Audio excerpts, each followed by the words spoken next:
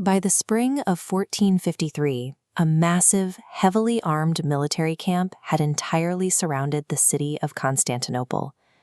For 1,000 years, armies had marched to these exact gates, set up camp, and ultimately failed to break through. But the antagonist commanding the forces this time was different. He was a 21-year-old sultan who had spent his childhood obsessing over a single goal: capturing the city that had never fallen by force.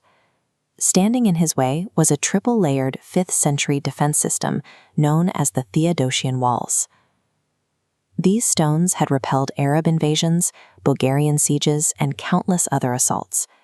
This city had stood for a millennium as the wealthiest and most fortified point in the Christian world, which makes its total disappearance from the map in 1453 a collapse that requires a deeper look. This map shows the Roman Empire splitting into East and West in 395 AD. When Germanic tribes overran Rome, the western half of the map fades away. Founded by Emperor Constantine on the site of an ancient Greek city called Byzantium. Under his successors, Constantinople evolved into the economic engine of the medieval world. Merchants from Venice, Russia, and the Islamic world flowed through its markets. At its center stood the Hagia Sophia, the largest and most magnificent church on earth for nearly 10 centuries. By the 6th century, under the rule of Emperor Justinian, the empire reclaimed vast stretches of Italy, North Africa, and Spain. They were the undisputed superpower of the Mediterranean. The superpower that once dominated the Mediterranean eventually gave way to the vulnerability of 1453 through a slow, almost invisible sunset over centuries. Superpowers of that scale do not die in 53 days. The state defending those walls in 1453 had become a rotting ghost of its former self, hollowed out from the inside. The first fatal condition was political. Generations of internal betrayal and crippling civil wars fractured their unity. Emperors spent their time blinding their rivals and exhausting their own armies rather than governing. While the leadership fought itself, the economy collapsed. The empire lost control of its vital maritime trade monopolies, signing them away to foreign merchants from Venice and Genoa in exchange for temporary political favors. With the trade revenues gone, poverty cascaded through the state. The treasury evaporated. They could not pay soldiers, could not equip fleets, or maintain basic infrastructure. This internal bleeding created a massive power vacuum. Opportunistic neighboring forces recognized the vulnerability and began launching constant, unchecked raids against undefended borders. Without money to hire mercenaries and without a unified army to deploy, the legendary walls of Constantinople became a facade, an imposing shell protecting a civilization that could no longer afford to sustain itself.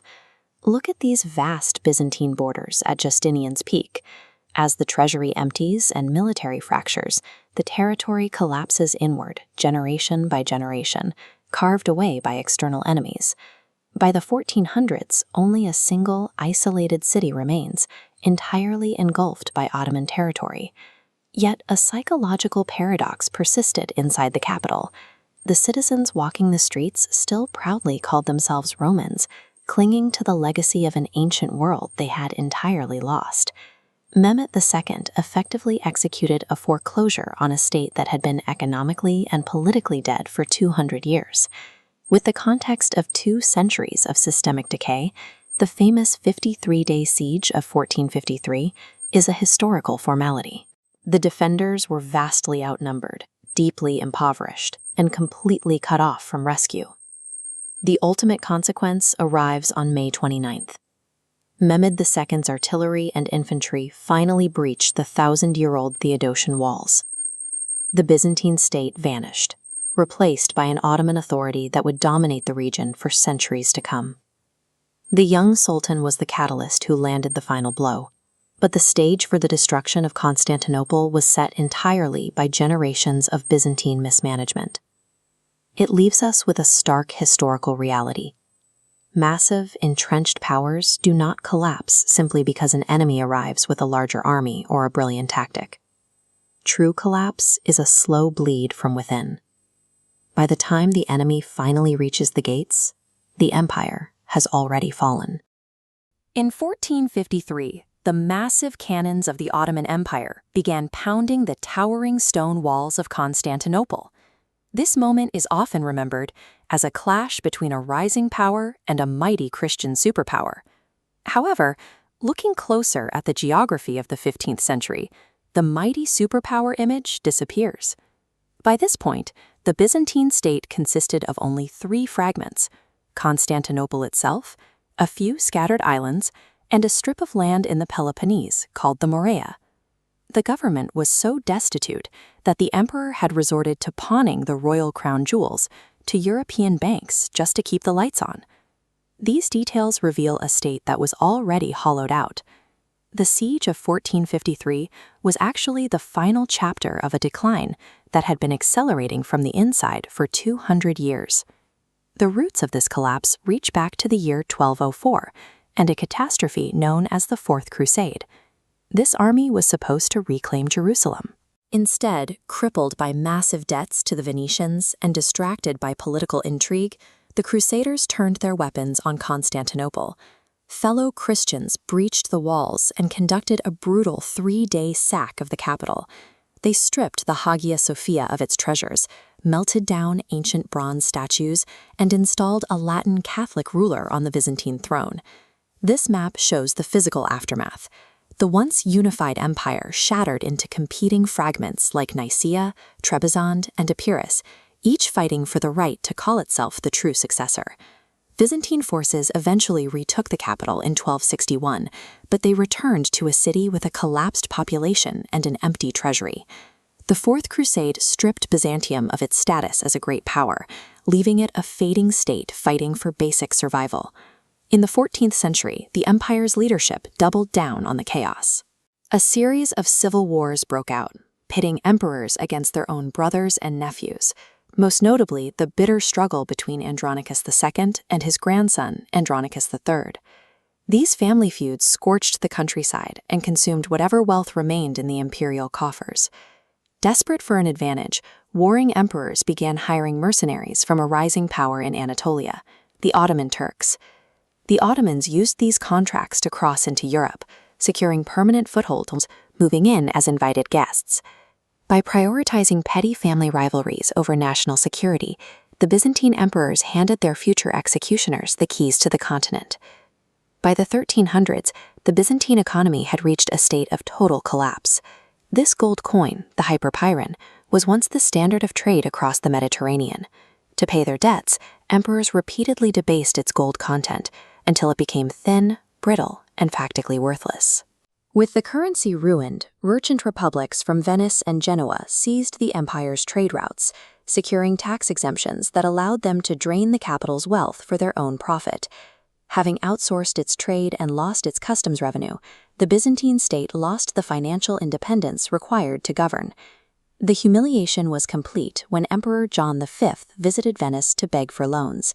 He was physically detained in the square by his creditors because he lacked the funds to pay the empire's debts. This small church in the Peloponnese represents the final reality of the Byzantine world. The monumental glory of the past had faded into a few scattered outposts, surviving on marriage alliances and the memory of Roman greatness.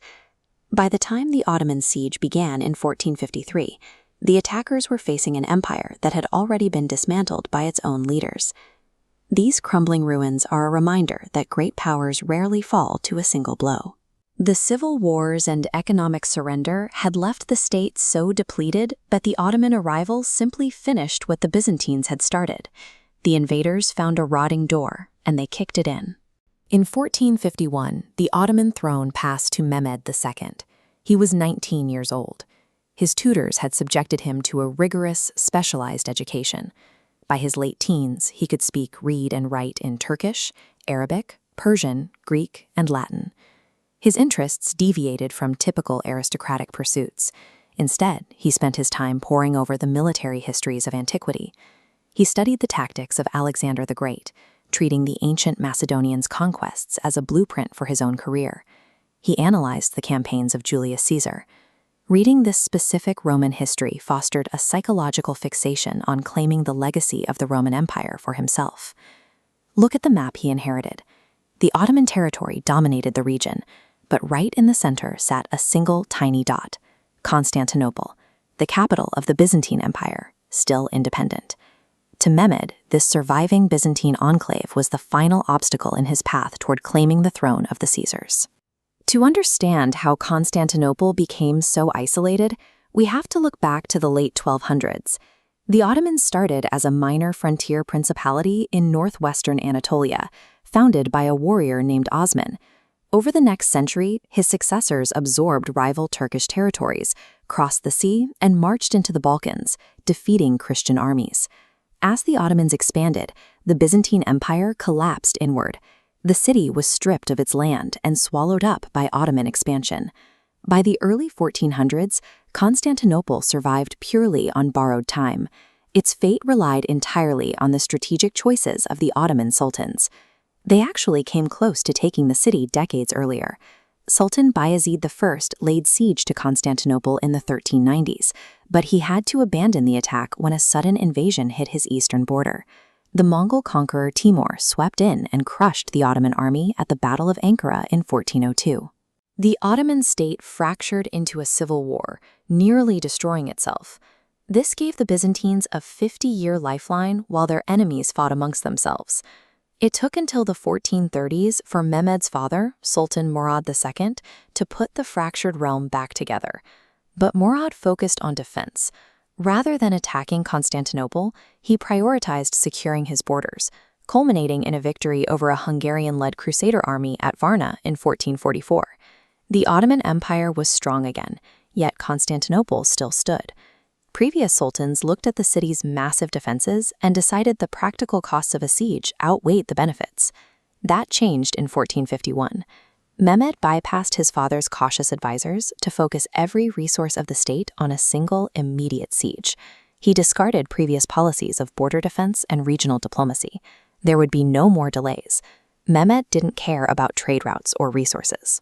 He viewed taking the sea as the only way to validate his legacy as a conqueror. Imagine staring down an advancing force of 80,000 heavily armed Ottoman troops, knowing you have roughly 7,000 men to defend your city. To understand how a 1,000-year civilization reached this extreme level of imbalance, we have to look past the final clash of steel and examine the century of decay that preceded the arrival of the Ottoman army. When Emperor Constantine XI came to the Byzantine throne in 1449, he inherited a deeply compromised state. By all accounts, he was a courageous and pragmatic leader, but he was handed an impossible situation. This animated chart shows the severe demographic collapse of his capital. Constantinople was a metropolis engineered to house 500,000 people, but by Constantine's reign, the population had plummeted to barely 50,000. The material deficits were just as severe. The sections of the once impenetrable walls were crumbling, the royal treasury was completely empty, and the empire had almost no standing army of its own. Constantine spent his reign managing a bankrupt ghost town. The sheer vacuum of resources forced him into a series of desperate maneuvers, seeking outside military help at any cost to save a failing state. That desperation led to his first major gamble. At the Council of Florence in 1439, Byzantine leadership entered into a high-stakes political transaction with Western Europe. The terms were explicit. The Byzantines formally agreed to end centuries of religious schism and submit the Orthodox Church to the authority of the Catholic Pope in Rome. In exchange, Western Christendom promised to send troops and ships to defend the city. The immediate domestic reaction was severe.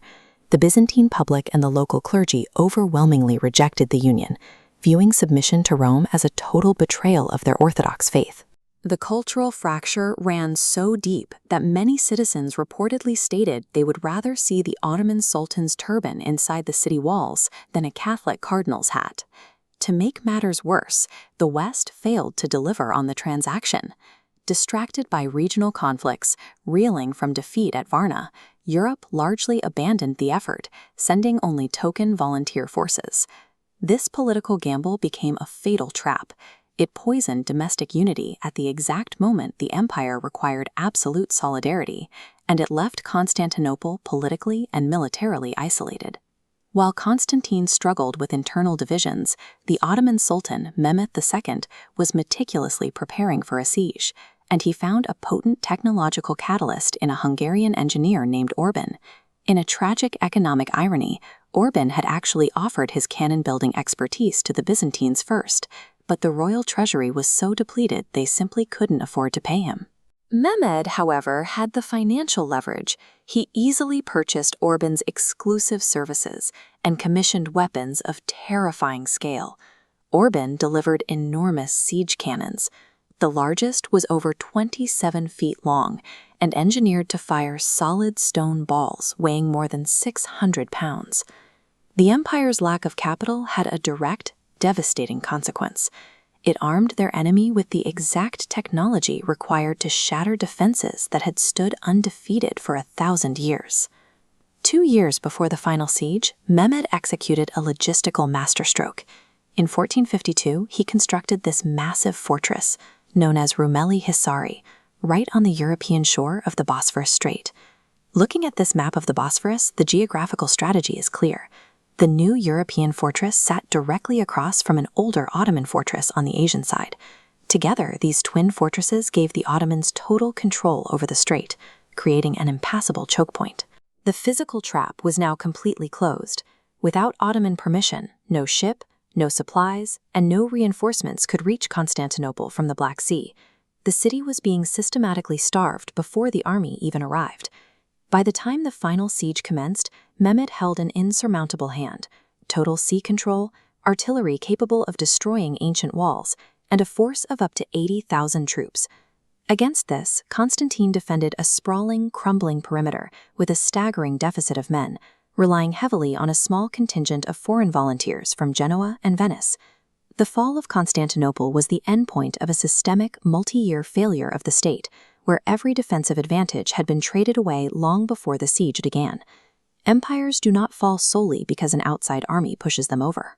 They collapse when internal division, empty treasuries, and a failure to adapt isolate them, rotting their foundations from the inside out long before the final blow is ever struck. For over 1,000 years, the Byzantine Empire stood as the final, heavily armed thread connecting the medieval world to the ancient Roman world. Men to defend your city. At the center of that empire was its capital. To understand how a 1,000-year civilization reached this extreme level of imbalance, known as the Theodosian Walls, the final clash of steel, and had absorbed a century of decay that preceded the arrival of the Ottoman army, maintaining a record of never being breached by force. When Emperor Constantine XI came to the Byzantine throne in 1449, on April 6, he inherited a deeply compromised state. When an Ottoman army led by the young Sultan Mehmed II arrived outside the city, handed an impossible was situation. Looking at a geographical nightmare for an attacker. Shows the severe demographic collapse on a triangular peninsula, shielded by water on two sides, engineered to house only a single narrow land approach. But by Constantine's reign, the population had plummeted to barely 50,000. Required a clash between a perfected ancient defense just as severe, and the newly emerging mechanics of gunpowder warfare.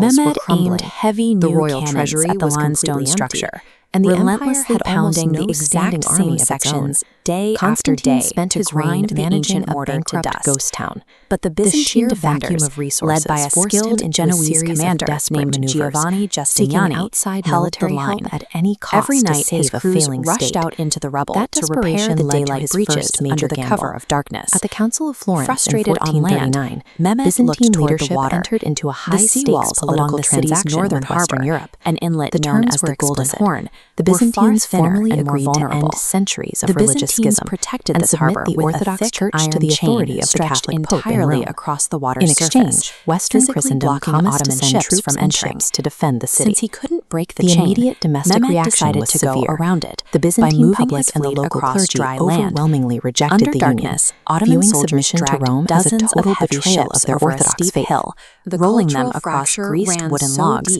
directly into the Golden Horn. When the sun came up, the Byzantine defenders found enemy ships already inside their harbor. This forced them to pull soldiers away from the land walls to protect the newly exposed distracted by regional conflicts. By creatively bypassing an impenetrable obstacle, largely abandoned the effort, turned a stagnant siege into an unsustainable war of attrition for the thin ranks of the defenders. By the early hours of May 29th, the siege had reached its 53rd day, and the Byzantine troops were reaching their physical limits. And militarily Sensing their isolated. fatigue, While Mehmed Constantine ordered a struggled final, with internal overwhelming divisions, assault, the Ottoman designed Sultan to give the Mehmed defenders II zero was time to meticulously rest or preparing for a reload. siege. He and sent he his found forces a in potent escalating technological waves. catalyst in a First Hungarian came the engineer irregular named Orban, troops, followed followed by by disciplined economic Anatolian irony. infantry, Orban had and actually finally offered his elite cannon-building Janissary Corps. expertise to the Byzantines During this first, intense but the hand-to-hand royal combat, treasury was so the Genoese depleted they commander simply couldn't Giustiani afford to took a pay him. severe wound Mehmed, and was however, carried away had from the financial battlements. leverage. Losing He their easily leader in the purchased middle of Orban's a desperate exclusive fight services shattered the and morale of commissioned the remaining weapons of defenders, terrifying causing scale. their ranks to falter. Orban delivered enormous While the command siege structure cannons. failed, The Ottoman largest soldiers was over exploring the northern 27 edge of feet the long walls and noticed a engineered to specific fire weakness solid at a stone small balls postern weighing gate more than known as the 600 Kirkaporta. pounds. The Empire's small lack of door capital stood had a completely direct, unguarded, devastating left open consequence. and unlocked It as armed the battle their enemy raged with elsewhere the on the exact walls. technology A required to millennium shatter of defense defenses collapsed that had under the combined undefeated weight for of months of 1,000 years. bombardment and a 2 single years before the final catastrophic siege, human error. Mehmed executed a Once the logistical gate was breached, masterstroke. the In organized tactical 1452, battle he constructed devolved this into massive chaotic street fortress fighting throughout known the as capital. Rumeli Hisari. According Right to on the historical European shore accounts, of the Bosphorus Emperor Strait. Constantine XI Looking at this map realized of the the city was Bosphorus, lost, the geographical stripped strategy off is his clear. imperial The regalia, new and European charged fortress into the sat melee to directly die across from an anonymously older alongside Ottoman his fortress on soldiers. the Asian side. By the Together, morning these of May twin fortresses 29th, gave the fighting Ottomans had total ceased, control and over the Ottoman strait, forces held creating complete an control impassable over choke point. Constantinople. The physical trap was now rode completely straight closed, to the Hagia Sophia without Ottoman and permission, ordered it no converted ship, into a no mosque, supplies, a and no role it would reinforcements could maintain reach for nearly Constantinople from the Black 500 Sea. years. The city was This being capture systematically signaled the starved before official the army end of the even Byzantine arrived. Empire. By the time After the more final than siege 1,000 commenced, years Mehmed of held an continuous insurmountable existence. hand. Total sea control, The fall of artillery capable Constantinople of destroying marked the ancient permanent walls, severing and a of the force of world's up to last 80,000 living link troops. to ancient Against Rome. this, For centuries, Constantinople stood as the impenetrable shield of the Second Rome.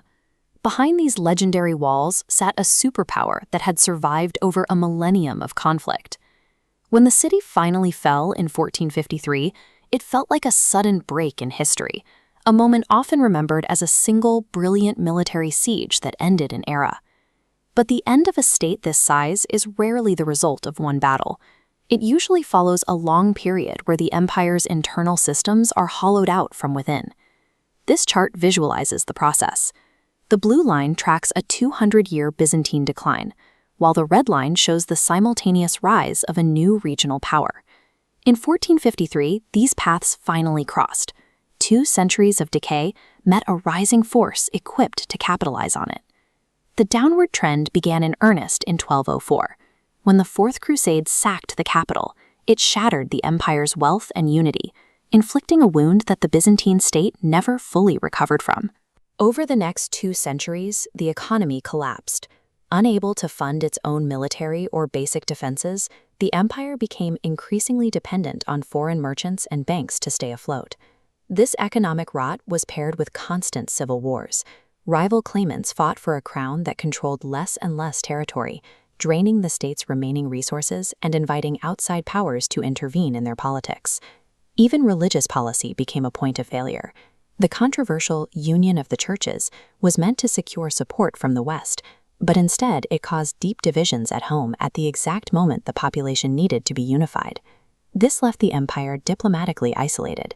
Appeals for aid from Western powers repeatedly yielded little result, most notably at Varna in 1444, where a final attempt to push back the encroaching threat ended in disaster. By the mid-15th century, the Byzantine state had lost its internal resilience. Its army was gone, its treasury was empty, and its territory was reduced to little more than the city itself.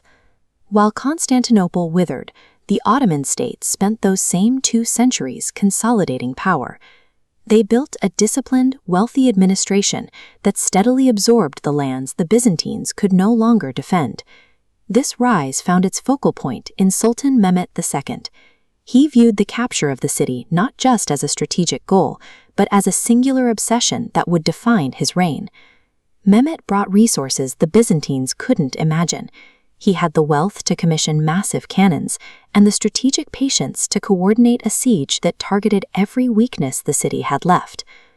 When the siege began in 1453, it wasn't a sudden stroke of luck. It was the precise moment these two opposing historical forces finally reached their conclusion. The city's capture was the final execution of a process that had been in motion for generations, placing the keys to the capital in the hands of a power determined to finish what history had started. The fall of the city forced a massive geopolitical realignment across Europe and Asia, removing the ancient political center that had anchored the region for over a millennium.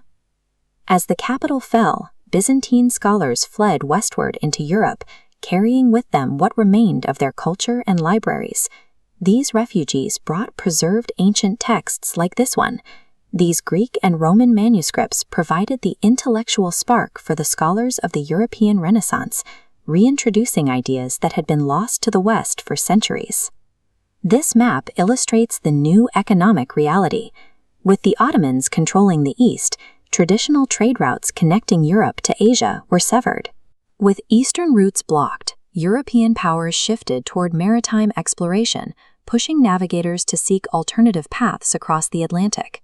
Constantinople was reborn as Istanbul, becoming the heart of an Ottoman empire that would dominate the region for the next 5 centuries. The story of the city serves as a reminder that empires don't usually vanish in a single day. They fall slowly, hollowing out over generations, until eventually they simply no longer have the strength to stand.